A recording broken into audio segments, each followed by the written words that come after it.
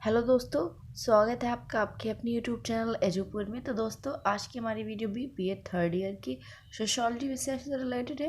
Paper का नाम है वर्स्ट इन समाजशास्त्र में मैक्स वेबर। तो ये पेपर 1 की चैप्टर 5 की वीडियो है। इस चैप्टर से रिलेटेड पिछले कई दिनों में मैंने 2 वीडियो डाली हुई है, तो अगर आपने नहीं देखी है तो आप चैनल पर विजिट करके वीडियो को देख सकते हैं। आज हम इस चैप्टर से रिलेटेड क्वेश्चन आंसर की वीडियो लेकर आए हैं। क्वेश्चन बहुत इंपॉर्टेंट है, तो वीडियो को एकदम लास्ट तक ज़रूर देखिएगा। वीडियो अच्छी लगे तो लाइक कर दीजिएगा। चलिए स्टार्ट करते हैं। तो सबसे पहले बात करते हैं लघु उत्तरी प्रश्नोत्तर के बारे में, यानी लघु और अति लघु उत्तरी प्रश्नोत्तर के बारे में। पहला प्रश्न है, वेबर के पत्ती शास्त्र का उल्लेख कीजिए।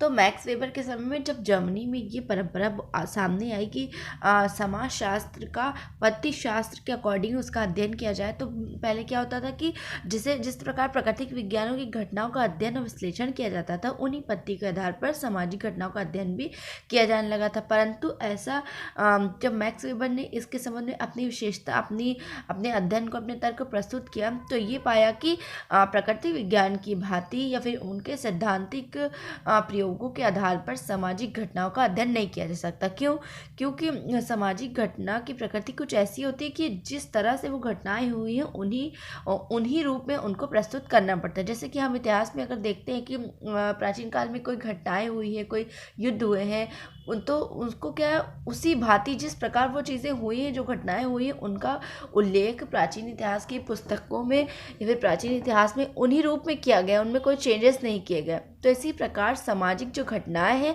उनमें भी चेंजेस ना करके उन्हें ज्यों का त्यों रखा जाना चाहिए। तो प्रकृति विज्ञान में क्या होता है कि सैद्धांतिक चीज़ों को, मतलब सैद्धांतिक प्रक्रिया को यूज़ करके उनका विश्लेषण और उनका सैद्धांतिकरण किया जाता है। परंतु सामाजिक विज्ञान में क्या है, ज्यों का त्यों रखा जाता है घटनाओं को। तो इस प्रकार मैक्स वेबर ने अपनी पत्तीशास्त्र के अकॉर्डिंग ये कहने का प्रयास किया कि प्राकृतिक विज्ञान की भांति सामाजिक विज्ञान का अध्ययन नहीं किया जा सकता, अपितु सामाजिक विज्ञान या फिर सामाजिक घटनाओं का अध्ययन करने के लिए एक पत्तीशास्त्र का प्रयोग किया जाना चाहिए।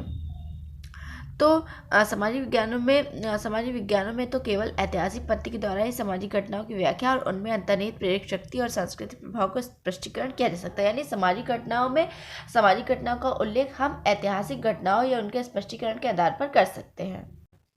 नेक्स्ट क्वेश्चन है, मैक्स वेबर के आदर्श प्रारूप को स्पष्ट कीजिए। तो मैक्स वेबर ने इस बात पर बल दिया कि समाजशास्त्री को अपनी उपकल्पना का निर्माण करने के लिए आदर्श अवधारणाओं को चुनना चाहिए। यानी मैक्स वेबर का कहना था कि अपनी उपकल्पना को या फिर अपनी परिकल्पना को प्रस्तुत करने के लिए या उनका निर्माण करने के लिए जो भी समाजशास्त्री हैं उनको एक आदर्श अवधारणा चुननी होगी। आदर्श प्रारूप न तो औसत प्रारूप है और न ही आदर्शात्मक, बल्कि वास्तविकता के कुछ विशिष्ट तत्वों के विचारपूर्वक चुनाव तथा सम्मिलित द्वारा निर्मित आदर्शात्मक मान है। यानी औसत जो आदर्श प्रारूप है या कोई एवरेज प्रारूप या फिर कोई आदर्श या फिर कोई वास्तविकता से रिलेटेड कोई तत्व नहीं, बल्कि ये एक ऐसा प्रारूप होता है जिसको मतलब मान लिया जाता है या आदर्शात्मक मान के रूप में जिसे रखा जाता है। तो आदर्श प्रारूप का तात्पर्य कुछ वास्तविक तथ्यों के तर्कसंगत आधार पर यथार्थ अवधारणाओं का निर्माण करना होता है। यानी हम किसी घटना को अगर देख रहे हैं तो हम पहले उसका आदर्श स्वरूप मान लेंगे। यानी ऑब्जर्वेशन किया हमने, तो हम पहले उसे एक तर्कसंगत आधार पर एक अवधारणा का निर्माण कर देंगे, या मतलब कि पूरा डीपली ना जाके सिर्फ ऊपर ऊपर से देख कर ही एक आदर्श प्रारूप उससे प्रदान कर देंगे। तो आदर्श शब्द का कोई भी संबंध किसी प्रकार के मूल्यांकन से नहीं, बल्कि विश्लेषण प्रयोजन के लिए कोई भी वैज्ञानिक किसी भी तथ्य या घटना के आदर्श प्रारूप का निर्माण कर सकता है। यानी कोई भी समाजशास्त्री या फिर कोई भी वैज्ञानिक या फिर कोई भी अनुसंधानकर्ता किसी घटनाओं को देखकर एक आदर्श प्रारूप का निर्माण कर लेता है और उसी के अकॉर्डिंग वो पूरी रिसर्च भी करता है। तो चाहे ये कहा जा रहा है कि चाहे ये वैश्यों से संबंधित हो या फिर धार्मिक नेताओं से संबंधित हो, किसी भी सेक्टर से, किसी भी लोग से संबंधित हो, तो इन आदर्श प्रारूप का निर्माण किया जा सकता है। आदर्श प्रारूप का मतलब ये नहीं है कि समाज में जो प्रतिष्ठित या फिर जो बहुत ज़्यादा फेमस लोग हैं या ऊंची प्रजाति के उनके लिए किया जाए, बल्कि ये किसी के लिए भी बनाया जा सकता है। नेक्स्ट है मैक्स वेबर द्वारा वर्णित सत्ता के प्रकार की व्याख्या कीजिए। वैज्ञानिक सत्ता पर टिप्पणी लिखिए। सत्ता के प्रकार या भेद। कल की जो वीडियो थी उसमें मैंने सत्ता के प्रकार एवं भेद के बारे में बताया था, जिनमें पहला है वैज्ञानिक सत्ता, परंपरागत सत्ता, करिश्माई सत्ता या चमत्कारिक सत्ता। ये 3 प्रकार की सत्ता होती है। वैज्ञानिक सत्ता कानून से रिलेटेड होती है। परंपरागत सत्ता जो पीढ़ी दर पीढ़ी परंपरा ट्रांसफर होती है, हस्तांतरित होती है, उससे रिलेटेड होती है। और करिश्माई या चमत्कारिक सत्ता में धार्मिक नेता, जादूगर, अवतार, पीर, बाबा, इन सबको रखा जाता है, तो इन सब की सत्ता को महत्वता दी जाती है। नेक्स्ट है चमत्कारिक सत्ता क्या है, विवेचना कीजिए। तो वही है कि चमत्कारिक सत्ता या करिश्माई सत्ता वो है जिसमें किसी परमात्मा या मतलब परमात्मक रूप को ज़्यादा महत्व दी जाती है और वैज्ञानिक आधार को निग्लेक्ट कर दिया जाता है। तो इसमें कुछ करिश्मा और चमत्कारों पर आधारित जो शक्तियाँ होती हैं, जो लोगों के विचार होते हैं, उनके विश्वास होते हैं, उससे रिलेटेड ये सत्ता होती है। और मतलब कि जो जिनमें विलक्षण, अद्भुत, अनोखी चमत्कारी शक्ति होती है, लोग उन्हें ही चमत्कारी सत्ता के अधिकारी मान लेते हैं। नेक्स्ट है शक्ति की अवधारणा की विवेचना कीजिए। वेबर ने सामाजिक क्रिया के सिद्धांत का स्पष्टीकरण देते हुए यह व्यक्त किया कि शक्ति की अवधारणा क्या है। अन्य लोगों की तुलना में वेबर ने शक्ति की काफ़ी कम महत्व दिया। वेबर के अनुसार शक्ति का अर्थ राजनीतिक शक्ति से, यानी सब ने शक्ति के लिए अलग अलग अपने विचार प्रस्तुत किए, लेकिन मैक्स वेबर ने क्या कहा कि शक्ति का अर्थ राजनीतिक शक्ति से होता है। सामाजिक संबंध में शक्ति का तात्पर्य उस अवस्था में जिसमें प्रत्येक अवसर के अपनी स्वयं की इच्छाओं की पूर्ति तथा दूसरों का विरोध किया जा सके। यानी कि इनके अनुसार शक्ति वो होती है जब हम किसी भी अवसर पर अपनी इच्छा को प्रकट कर सके और दूसरों की मत का विरोध कर सके यदि हमें वो गलत लगे। नेक्स्ट क्वेश्चन है मैक्स वेबर के पूंजीवाद की आत्मा संबंधी विचार की संक्षिप्त व्याख्या कीजिए। तो ये इससे संबंधित आंसर है, आप चाहे तो इसका स्क्रीनशॉट ले सकते हैं। ये पूरा इसका आंसर है जो कि लॉन्ग में आ सकता है, तो आप चाहे तो इसका स्क्रीनशॉट ले सकते हैं। नेक्स्ट क्वेश्चन है नौकरशाही की अवधारणा पर मैक्स वेबर के दृष्टिकोण पर प्रकाश डाली। तो इसमें पूरी व्याख्या की गई है नौकरशाही के बारे में, तो आप चाहे तो इसका भी स्क्रीनशॉट ले सकते हैं जिससे आपको नोट्स में लिखने के लिए आसानी हो। नेक्स्ट है नौकरशाही के सकारात्मक एवं नकारात्मक परिणाम का मूल्यांकन कीजिए। तो यहाँ पे दोनों के बारे में दिया गया है, आप इसका भी स्क्रीनशॉट ले सकते हैं और इससे रिलेटेड भी क्वेश्चन एग्जाम में आ सकता है। नेक्स्ट है नौकरशाही की 4 विशेषताओं की विवेचना कीजिए। मैक्स वेबर के अनुसार नौकरशाही संगठन के एक विशुद्ध प्रारूप की परिभाषा नौकरशाही की प्रमुख विशेषता देखी जा सकती है। पहला, कार्यालय में कामकाज पूरा करने हेतु अधिकारियों एवं कर्मचारियों को अधिक काम करना पड़ता है। तो ये इससे रिलेटेड आंसर है, आप चाहे तो इसका भी स्क्रीनशॉट ले लें और इसे अपने नोट में ज़रूर नोट कीजिएगा। नेक्स्ट क्वेश्चन है वेबर के अनुसार सामाजिक क्रिया क्या है। ये क्वेश्चन नंबर 10 है, ये भी क्वेश्चन इंपॉर्टेंट है और लॉन्ग में आ सकता है, आप चाहे तो इससे भी स्क्रीनशॉट कर सकते हैं। नेक्स्ट है क्रिया को सामाजिक कहने के प्रमुख आधार बताइए। तो ये इससे रिलेटेड आंसर है। वैसे ये कुछ खास इंपॉर्टेंट क्वेश्चन नहीं है लेकिन फिर भी आ सकता है, तो नोट कर लीजिएगा। एक बार पढ़ने में कोई दिक्कत नहीं है, पढ़ लेंगे और अगर एग्ज़ाम में क्वेश्चन आ जाए तो आप आसानी से लिख सकते हैं। याद करने वाला तो आपका स्टैंडर्ड नहीं है कि अब आप याद करेंगे बीए में आकर, लेकिन आप अपने मतलब कि जो टॉपिक्स होते हैं, जो सिलेबस में चीज़ें होती हैं, उन्हें समझने की कोशिश किया कीजिए कि मतलब वो क्या चीज़ है। जैसे कि सामाजिक विघटन की अगर हम बात करें या फिर सोशल मूवमेंट की बात करें, तो ये समझ लीजिए कि ये सब क्या होता है, फिर बाद में आप आंसर अपने आप बनाकर लिख सकते हैं।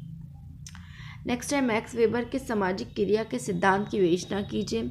सामाजिक क्रिया का सिद्धांत से रिलेटेड ये आंसर है, आप इसका भी स्क्रीनशॉट ले सकते हैं। नेक्स्ट क्वेश्चन है मैक्स वेबर के अनुसार क्रिया के प्रमुख प्रकार बताइए। तो यहाँ पे क्रिया के प्रमुख प्रकार बताए गए हैं, तार्किक क्रिया, मूल्यांकनात्मक क्रिया, प्रभावात्मक क्रिया और परमात्मक क्रिया। तो आप इसका भी स्क्रीनशॉट लेके क्वेश्चन को भी अपने बुक में लिख सकते हैं। नेक्स्ट है सामाजिक विचार के संबंध में मैक्स वेबर के योगदान को परीक्षण कीजिए। तो ये इनके योगदान से संबंधित पूरी व्याख्या है, आप इसका भी स्क्रीनशॉट ले सकते हैं। नेक्स्ट है वेबर के वैधानिक सत्ता को स्पष्ट कीजिए। ये क्वेश्चन बहुत इंपॉर्टेंट है, एग्जाम में आ सकता है, तो इसको ज़रूर से आप अपने नोटबुक में नोट कीजिएगा। ये पूरा वैधानिक सत्ता से रिलेटेड आंसर है, ये पूरा वैधानिक सत्ता से रिलेटेड आंसर है, तो आप इसका भी स्क्रीनशॉट ले सकते हैं और इसे अपनी नोटबुक में ज़रूर नोट कीजिएगा। नेक्स्ट है वेबर के परंपरागत सत्ता का उल्लेख कीजिए। ये भी क्वेश्चन इंपॉर्टेंट है, आप चाहे तो इसका भी स्क्रीनशॉट ले सकते हैं। और मैंने अपनी पिछली वीडियो में परंपरागत वैधानिक सत्ता, इन सभी के बारे में, सत्ता के प्रकार, ये सभी डिटेल में पढ़ा है। तो अगर आपने वीडियो नहीं देखी है तो आप वीडियो को जाकर देख सकते हैं। अब बात करते हैं कुछ और इम्पॉर्टेंट क्वेश्चन के बारे में जो लॉन्ग और शॉर्ट दोनों में आ सकते हैं इस चैप्टर से रिलेटेड। पहला क्वेश्चन है, मैक्स वेबर के बौद्धिक क्रियाकलापों पर प्रकाश डालिए। वेबर की प्रमुख कृतियों का उल्लेख कीजिए। सत्ता से आपका क्या तात्पर्य है? सत्ता के प्रकार का प्रकाश डालिए। तो देखिए, इन तीनों के बारे में मैंने पिछली वीडियो में बताया है और ये तीनों क्वेश्चन बहुत इंपॉर्टेंट है। नेक्स्ट है, सामाजिक क्रिया के सिद्धांत के प्रमुख अभिग्रह का वर्णन कीजिए। आदर्श प्रारूप का क्या अर्थ है? इसकी विशेषताओं का वर्णन कीजिए। सामाजिक क्रिया से क्या तात्पर्य है? इसकी विशेषताएं लिखिए। तो ये भी क्वेश्चन है। तो ये कुछ 6 क्वेश्चन है जो एग्जाम में आ सकते हैं। अब बात करते हैं शॉर्ट क्वेश्चन के बारे में। तो पहला क्वेश्चन है, शक्ति और सत्ता से आपका क्या अभिप्राय है? सत्ता की प्रमुख विशेषताओं का वर्णन कीजिए। तो यहाँ पे आपको थोड़ा सा शक्ति और थोड़ा सत्ता के बारे में बताना है और फिर सत्ता की प्रमुख विशेषताओं का वर्णन कर देना। ये लॉन्ग में नहीं है, मतलब शॉर्ट, लॉन्ग टाइप शॉर्ट है, तो आप इसे 2 पेज में आराम से कर सकते हैं। नेक्स्ट है, परंपरागत सत्ता क्या स्पष्ट कीजिए। ये भी क्वेश्चन इंपॉर्टेंट है। सत्ता की ऐतिहासिक विवेचना कीजिए। ये भी मैंने अपनी पिछली वीडियो में बताया है, तो आप वहाँ से भी नोट आउट कर सकते हैं। नेक्स्ट है, आदर्श प्रारूप क्या है? ये भी अभी मैंने रिसेंटली ऊपर इसका भी आंसर बताया है। और नेक्स्ट है, मैक्स वेबर द्वारा सामाजिक क्रिया के सिद्धांत की आलोचना का वर्णन कीजिए। ये भी क्वेश्चन आ सकता है। तो ये सारे क्वेश्चन इंपॉर्टेंट है, इन्हें नज़रअंदाज मत कीजिएगा और इन्हें अपने नोटबुक में ज़रूर नोट करके तैयार कीजिएगा एग्जाम के लिए। वीडियो अच्छी लगे तो ज़रूर से लाइक भी कीजिएगा। कुछ बहुविकल्पी प्रश्न देख लेते हैं। साधारण तथा परंपरागत सत्ता की प्रकृति अनुवांशिक होती है, यह कथन किसका है? वेबर के अनुसार सत्य, असत्य, सत्य या मार्क के अनुसार सत्य। तो इसका सही उत्तर है वेबर के अनुसार सत्य। नेक्स्ट क्वेश्चन है, निम्नलिखित में से किस परिस्थिति का संबंध वैधानिक सत्ता से नहीं है? कुलपति पद का, मंत्री पद का, सामान्य पद का या सूबेदार पद का? तो इसका सही उत्तर है सामान्य पद का। नेक्स्ट है, वेबर के अनुसार सामाजिक क्रियाओं के वैज्ञानिक अध्ययन की पद्धति का नाम है?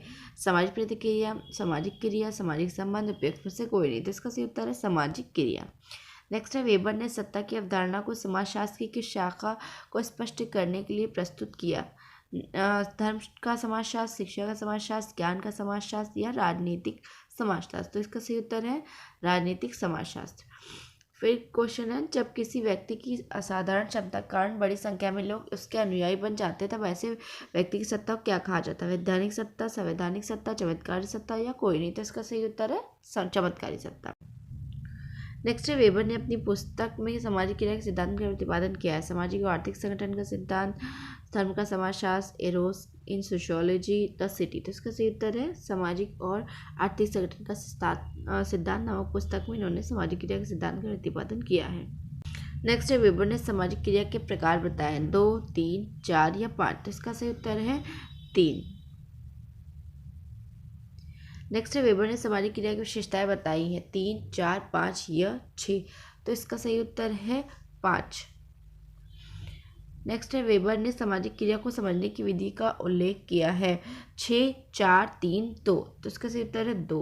नौकरशाही को आदर्श प्रारूप में किस समाजशास्त्री ने विवेचित किया है? कॉम्टे, दुर्की, मैक्स मूलर या मैक्स वेबर? तो इसका सही उत्तर है मैक्स वेबर।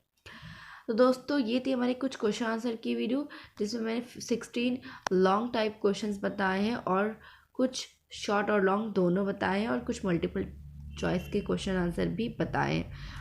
तो आशा करती हूँ ये वीडियो आपके लिए हेल्पफुल रहेगी। वीडियो अच्छी लगे तो लाइक कर दीजिएगा, चैनल पर नए तो सब्सक्राइब करके बेल आइकन को ज़रूर से प्रेस कीजिएगा, जिससे आपको मेरी आने वाली अन्य वीडियोज़ की नोटिफिकेशंस भी बराबर मिलती रहे। आप चाहें तो हमें इंस्टाग्राम पे भी फॉलो कर सकते हैं, हमारी आईडी है @edupur27। चलिए मिलता है नेक्स्ट वीडियो में, तब तक के लिए अपना खूब ख्याल रखिए। Bye bye.